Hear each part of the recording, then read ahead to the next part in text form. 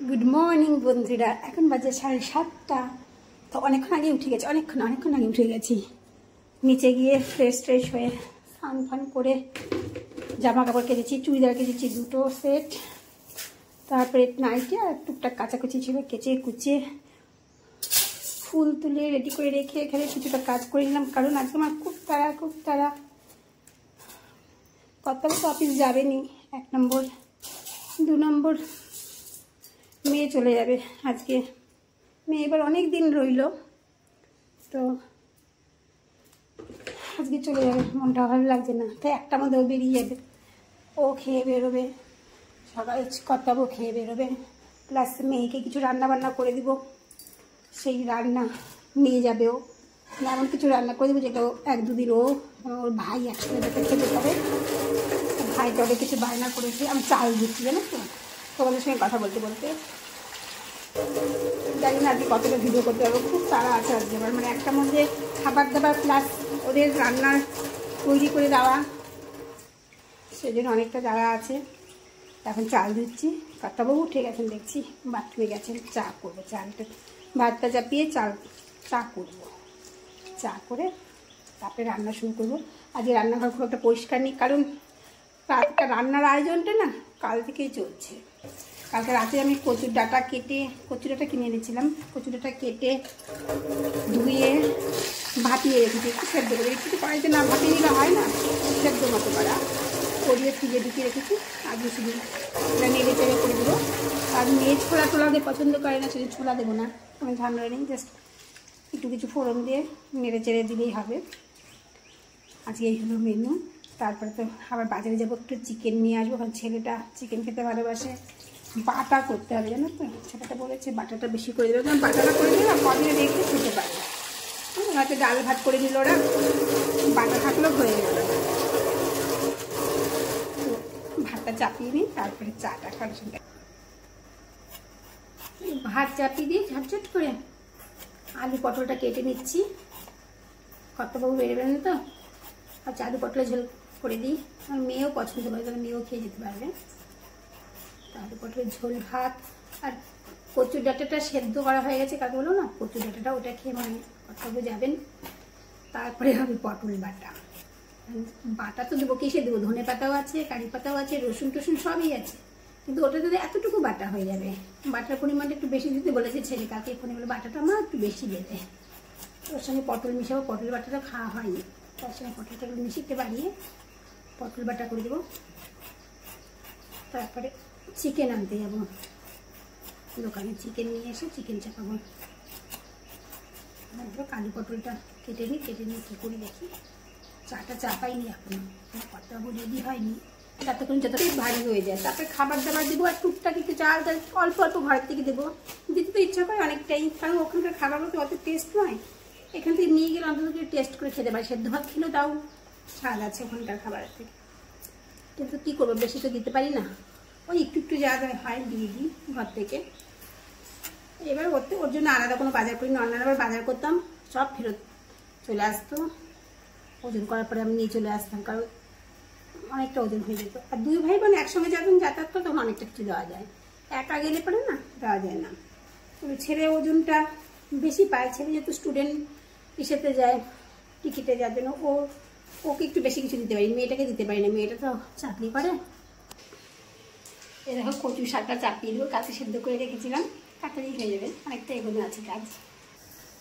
কথা ওই জন্য চা চাপাচ্ছি, আজকে তো আমি চা খেতে খাবো না, খাওয়ার সময় হবে না, রান্না বান্নার আয়োজনটা অনেকটা বেশি। তো কথা ওকে চা দিয়ে আবার ভাতটা নামিয়ে রেখেছি। এটা শুধু আমার সঙ্গে না, তোমাদের সঙ্গে মনে হয়, যেদিন তাড়াহুড়ো থাকে সেদিন বিস্কুটের প্যাকেট খোলা থাকে না, তেলের শিশিতে তেল শেষ হয়ে যায়, তেল ঢালতে হয় তেলের প্যাকেট কেটে। আমার যে তাড়াহুড়ো দেখো, তেলের মধ্যে অল্প তেল আছে, তেল ঢালতে হবে। বিস্কুটটাও রেডি নেই, বিস্কুটটাও প্যাকেটটা কেটে বিস্কুট দিতে হবে। কর্তা ওকে চা দিয়ে আসি। আজকে আমার স্ট্যান্ডের মধ্যে ফোনটা রাখার মতো কোনো সময় নেই, ওইটা রাখতেও আমার যেন টাইম লাগবে না, এতটাই তাড়াহুড়ো করছি। না চা না, কর্তাকে চা দিয়ে দিলাম। মেয়ে ঘুমোচ্ছে, ঘুমোক একটু আজকে, মনটা ভালো নেই গেছে, একদম ভালো নেই, এটা চলে যাবে। এখন ভাত হয়ে গেল, কচু শাকও হয়ে গেল, চাটা খাইনি বলে কাটাকাটা সব হয়ে গেল। এবার পটলের ঝোলটা চাপাবো। কর্তাবাবু এবার চা খেয়ে বাথরুম ঢুকে গেছে স্নান করতে, উনি বেরোতে বেরোতে আবার পটলের ঝোল হয়ে যাবে।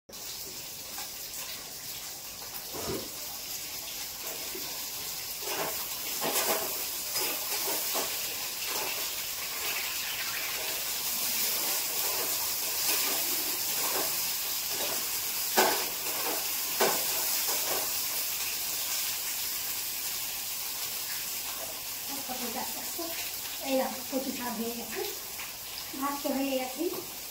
কর্তাবাবুর খাবারটা রেডি রাখি না, ওনাকে খাইয়ে দাঁড়িয়ে বেরিয়ে গেলে তারপরে রান্নাটা আস্তে আস্তে একটু হবে। যারা একটা সময় তো বেরোবে সারা বড় খাবার ওর আগে মোটামুটি তৈরি করে দিতে রাখবো। আর কিছু গোছ গাছের ব্যাপার আছে তো ঘর টিপসি করে দেবো। পটলের ঝোল চাপিয়ে দিয়ে আমি কলতলায় গেছিলাম, বেশ কিছু বোতলে জল টল ভরে নিলাম। অন্যদিন ওই কাজটা মেয়েই করে, আজ ওই ঘুমোচ্ছে, ওই দিন আর রাখলাম না। আজ দিনটা মেয়েটা চলে যাবে তো আমি করে নিলাম ওর কিছু কাজ। পটলের ঝোলটা হয়ে এসছে, দেখো এই পটলগুলো সুন্দর করে ধুয়ে নিয়েছি, এগুলো বাটবো তো।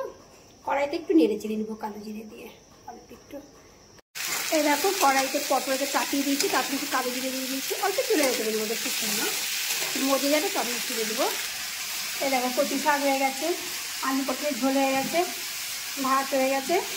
কর্তাবাবু বাথরুম থেকে বেরিয়ে গেছে খাবার বাড়বো। আর গাছে তো আমি নিজেদের গাছে থেকে কাঁচা পাতা পেরে নিয়ে এসেছি, ধনে পাতাগুলো বাজবো, রসুনগুলো কালকে ছাড়িয়ে নিয়েছি। দেখতে দেখতে অনেকটা বেলায় হয়ে গেল, 9:25 হয়ে গেছে।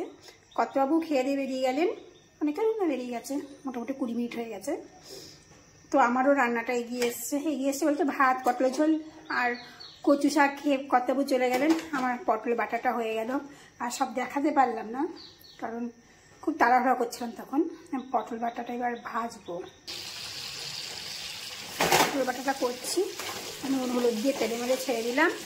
আর এই কড়াইটাতে কী করবো, তো মেয়েকে পাঠালাম চিকেন আনতে, ফোন করে দিলাম যে কীভাবে পিস করতে হবে, কতটা দিতে হবে, আর বলে দিলাম একটু বেশি করে মেটে আনতে, আমার ছেলেটা মেটে ভালোবাসে না, রান্না করে পাঠাবো চিকেনটা। তা মেয়েকে পাঠালাম, ও চিকেনটা আনার পরে এইটাতে চিকেন করবো, কিন্তু তার আগে একটু পোলাও করবো, ছেলে পোলাও খেতে চেয়েছে, পোলাওটা করে চিকেনটা করবো, কারণ চিকেন করার পরে পোলাও করলে কড়াইটা কেমন হয়ে যাবে।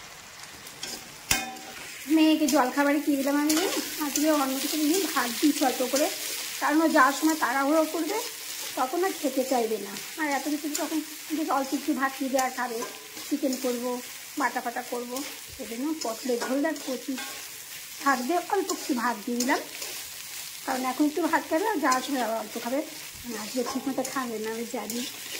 বললাম যে জল খাবে, অন্য কিছু খাস না, একটু ভাত খেয়ে নি। আর এখানে পোলাওটা চাপিয়ে দিলাম, পোলাও চাপাতে গিয়ে দেখলাম অনেক কিছু নেই, অনেক কিছু দারচিনি নেই, এলাচ নেই, এলাচ একটা আছে 1 কৌটো ভর্তি, সেটা কি বলতো পুজোর, সেই নবরাত্রিতে পুজো দিয়ে রোজ মা দুর্গাকে দিস, দুর্গাকে দিস, সেই এলাচগুলো তোলা আছে, ওগুলো তো একটা রান্না করে খাওয়া যাবে, ওগুলো এমনি খেতে হয় মুখে দিয়ে। সেদিন কী করলাম বলতো, ঘরে তেজপাতা আর অনেকগুলো দারচিনি পাতা ছিল, সেগুলো ফোড়ন দিয়ে কাজু কিশমিশ দিয়ে নুন দিয়ে হলুদ দিয়ে চাল দিয়ে বসিয়ে দিলাম, আমরা আগে মিষ্টি দিব, এইভাবে পোলাওটা করবো আমি। এই দেখো বাটাটা হচ্ছে, সময় পাচ্ছি না নাড়াচাড়া করার জন্য। আর পোলাওটা তো বসে গেল, এটা গ্যাসটা কমিয়ে দেবো, আস্তে আস্তে হয়ে যাবে। আর তো কচু শাক কমে গেল অনেকটাই, একটু কর্তাবাবুকে দিলাম, খেয়ে গেল, একটু নিয়ে খেলো, পটলের ঝোলও কমে এসছে, আমি খাবো। আর এই দেখো চিকেনটা নিয়ে এসছে, একটু মেটেটা বেশি দিতে বলেছিলাম, দিয়েছে, ছেলে মেটে ভালোবাসে। এবার চিকেনটা ধুয়ে লেবু মাখিয়ে রাখবো। আবার এদিকে মেয়ে বলছে, মা তুমি 1 মুঠো ভাত খেয়ে নাও, তুমি আজকে যে সারাদিন কী খাবে আমি জানি। দেখো বাটাটা আমার হয়ে গেল, এটাই চাপের ছিল পাঠাবো বলে। চিকেনটা তো ধুয়ে কী বলে লেবু মাখিয়ে রেখেছি, আবার জল ফেলে দিয়ে তারপর মাখাবো। আর কালকে আমি একটু রসুন, আদা, পেঁয়াজ, টমেটো বেটে রেখেছিলাম, এটা দিয়ে দেবো। একটু এখন কাটবো আলু, পেঁয়াজ কিছু কাটবো। ঢাকা খুলে দেখলাম, দেখো পোলাওটা প্রায় হয়ে এসছে। এবার চিনি দিয়ে ঢাকা দিয়ে রাখবো, সুন্দর নরম হয়ে যাবে। এবার চিনি দিয়ে দিলাম, আর চিনিটা দিয়ে নেড়ে ঢাকা দিয়ে গ্যাস অফ করে রাখবো, জলটাও টেনে যাবে আর পোলাওটা সুন্দর ঝরঝরা হয়ে যাবে। আমি যে কী খাবো, মেয়েটাও খেতে বলছে বাবাকে আমাকে। নিজে জানো সেই রবিবারের ঘুগনিটা এখনও রয়ে গেছে, দেখি কি খাই। 10টা বেজে গেছে। চিকেনটা হয়ে গেলে মোটামুটি আবার কাজটা গিয়ে যাবে। তারপরে তো গোছ গাছ পরিষ্কার করা। এই দেখো দুধটা জাল দিলাম। আর রান্নাঘর আজকে কী অবস্থা, একাকার অবস্থা। এটা যেন কালকে একটু কালকে তো কী বার ছিল, মঙ্গলবার ছিল, নিরামিষ ছিল। মুগ ডাল করেছিলাম, ফ্রিজে রেখেছিলাম, ডালটা বেঁচে গেছিলো। এটা শুকিয়ে নিচ্ছি। আর চিকেনটা এখন ম্যারিনেট করব, করে চিকেনটা বসাবো। এ দেখো আমার বাসমতি পোলাও হয়ে গেছে। আমি বেডরুমে একদম ঠান্ডার মধ্যে বেড়ে বেড়ে রেখেছি। এরপরে কৌটোতে দিব ওদের, আর কিছুটা আমাদের রাখবো।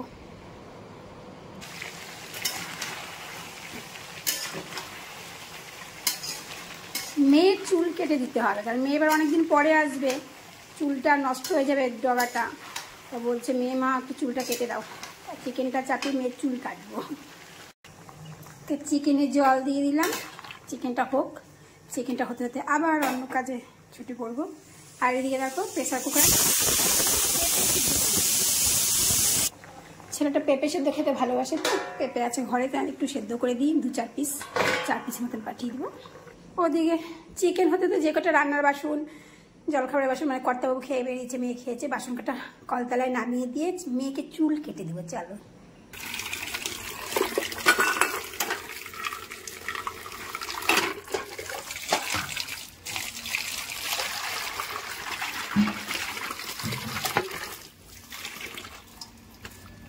চুলটা খোল।